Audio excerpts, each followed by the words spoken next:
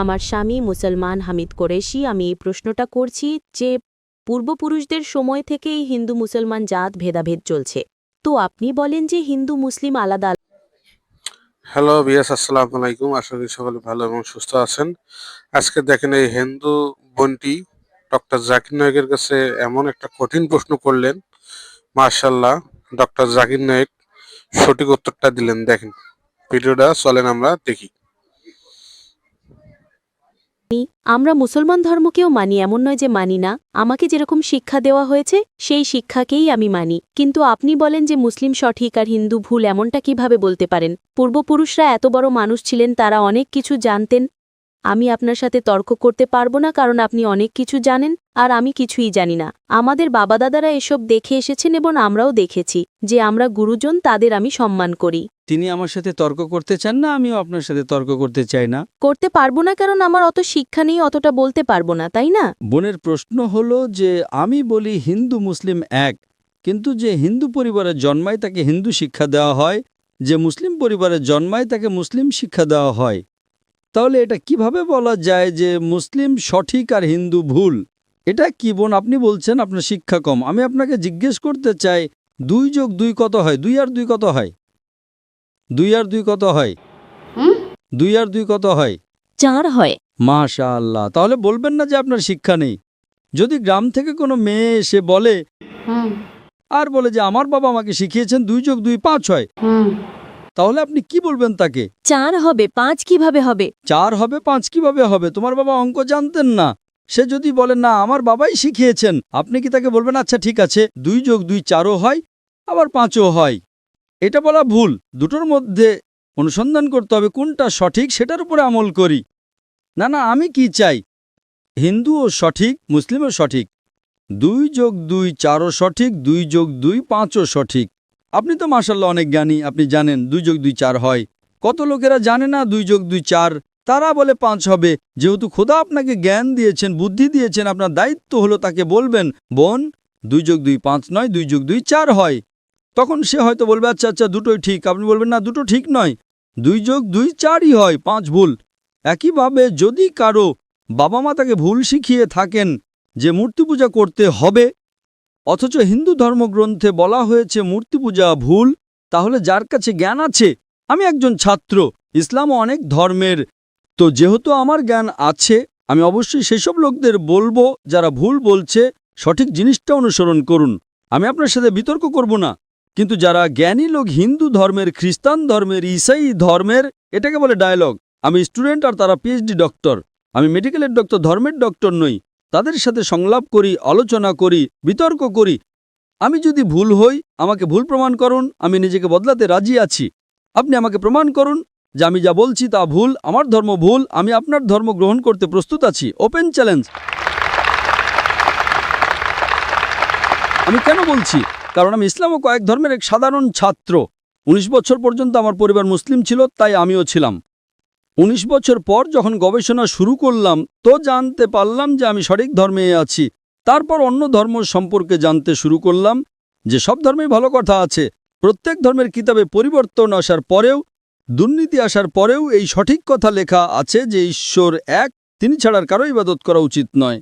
এর মানে কি আমাদের গুরুজনেরা যে শিক্ষা দিয়েছেন তা ভুল? কিছু জিনিস সঠিক, আবার অনেক কিছু ভুল।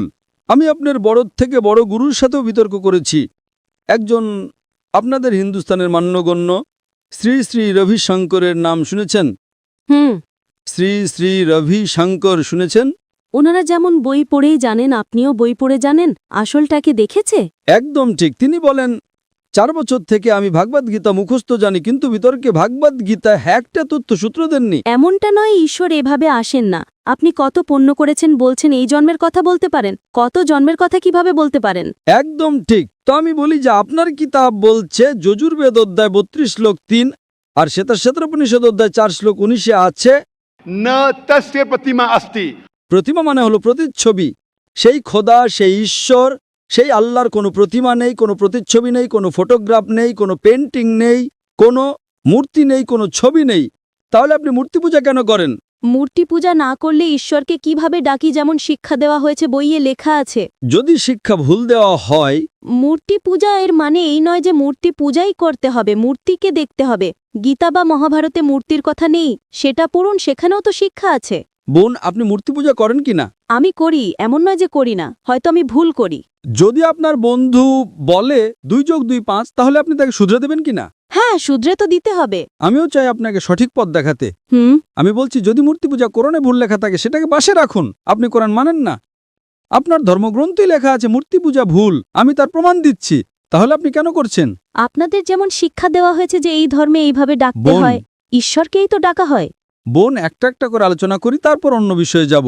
আমার প্রথম প্রশ্ন হলো, মূর্তি পূজা যখন ভুল তখন কেন করেন? আপনি কেন মূর্তি পূজা করেন? এখন সেই পূর্বপুরুষরা ওইভাবেই করে এসেছেন, এটা তো আজকের কথা নয় যে আমি মানা করে দিলাম আর বললাম চলো আর করছি না। কিন্তু এই পূর্বপুরুষরা যখন যুগ যুগ ধরে করে আসছেন, তখন তারা তো এটা বলতে পারেন না যে আমরা করব না, আমরা করব না, তাই না? যদি যুগ যুগ ধরে গ্রামে শেখানো হয় যে 2 যোগ 2 5, তাহলে কি আপনি সেটা মানবেন? আমার পূর্বপুরুষরা বলতেন পৃথিবী সমতল, আমি কি তা মানব? আমি জিজ্ঞেস করছি, আজ পৃথিবী কেমন? পৃথিবী কি সমতল নাকি পৃথিবী গোল? গলে। মাশাআল্লাহ, আপনি তো জ্ঞানী, আপনি তো জানেন। তাহলে যদি আমার বাবা দাদারা বলতেন পৃথিবী সমতল, তাহলে আমি কি করব? তাদের কথা মানবো নাকি ছেড়ে দেব?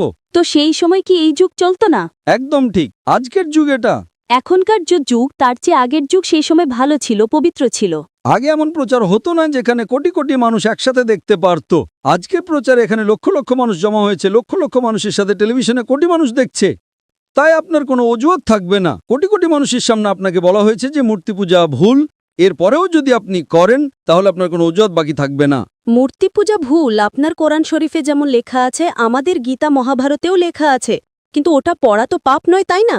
আমি কখন বলেছি যে গীতা পড়া ভুল? আমিও গীতা পড়ি, আমি বাইবেলও পড়ি, আমি ইহুদিদের কিতাবও পড়ি, আমি বেদও পড়ি।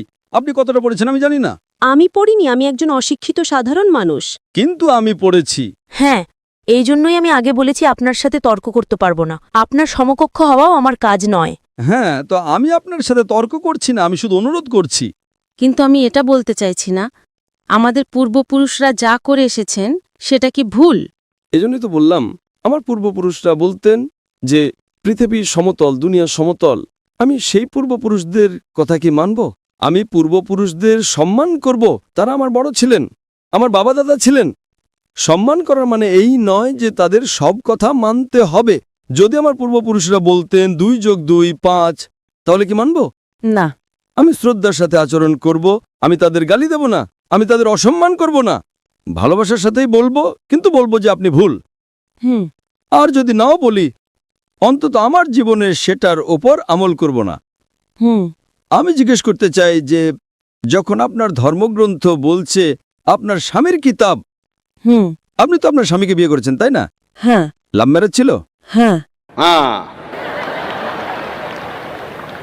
ঠিক ছিল না ভুল ছিল সেটা অন্য কথা, কিন্তু যখন আপনি আপনার স্বামীকে এত ভালোবাসেন, আপনার স্বামী আপনাকে ভালোবাসেন কিনা? হ্যাঁ। করেন তো? হ্যাঁ। আমি আমার স্ত্রীকে খুব ভালোবাসি, আমি আমার স্ত্রীকে সবচেয়ে বেশি ভালোবাসি। আপনার স্বামী আপনাকে ভালোবাসেন, তিনি কি চান না যে আপনি জান্নাতে যান? না।